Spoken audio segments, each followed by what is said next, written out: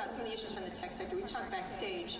Net neutrality, there's been a vote on it Thursday. The president's been rather aggressive about making a utility. Do you think it should be a utility? Well, here's what I think. I think that for the FCC to do what they want to do, to try to regulate it like a phone, create net neutrality as the norm, they have to have a hook to hang it on, and so they're hanging it on Title II. Do you like that hook?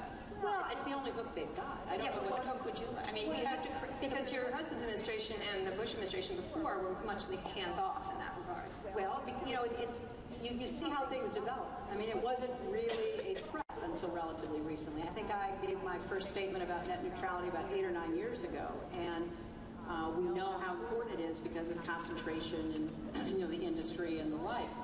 But I think that if there were another hook, it would come out of a modern 21st century telecom technology act, and we don't have that, and we're not likely to get it. Should this vote happen that way?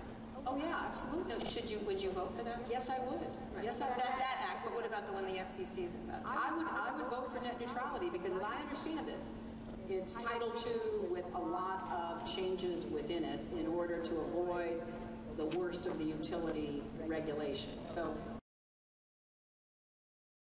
statement, I think the president is right to be up front and out front on that, but it's not the end of the discussion. I mean, we need to do more about how the spectrum is allocated. We need to do more about how we incentivize more competition in broadband. We need to figure out how to treat connectivity as a infrastructure development. There's a lot of other aspects, so it's not just net neutrality standing alone, end of debate, and that should be part of a really smart legislative endeavor, but I don't think people believe that can happen in the short term.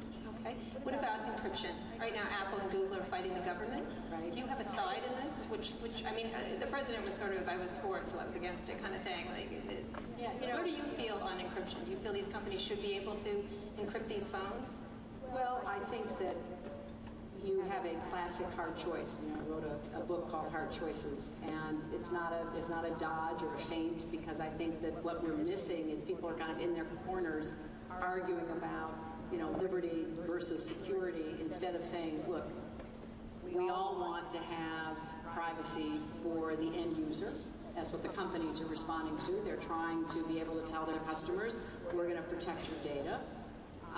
But we also don't want to find ourselves in a position where it's a legitimate security threat we're facing, and we can't figure out how to address it because we have no way in to whatever is holding the information. And we also are not operating in a vacuum. We know that other countries are taking their own steps to monitor the internet, control the internet, which we're not. But what we've got to figure out is how you get the right balance. So encryption is a part of protecting people's legitimate right to privacy. How would you address Google and Apple if you were the president?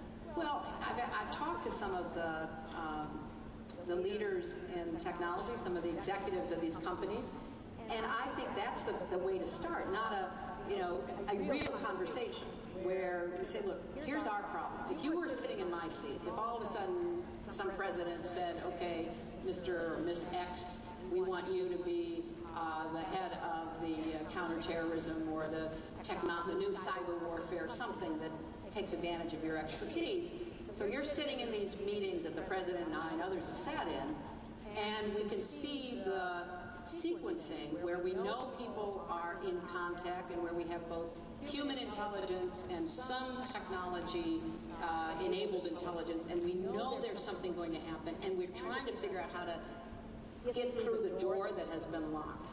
So I think the conversation, rather than, you don't understand privacy and you don't understand security, ought to be, okay, let's figure out how we're going to do this. So I don't have the answer. I would be the first to say I don't have the answer. I think there are really strong, legitimate arguments on both sides, and what I would like to see is more of the kind of brainstorming that I've had.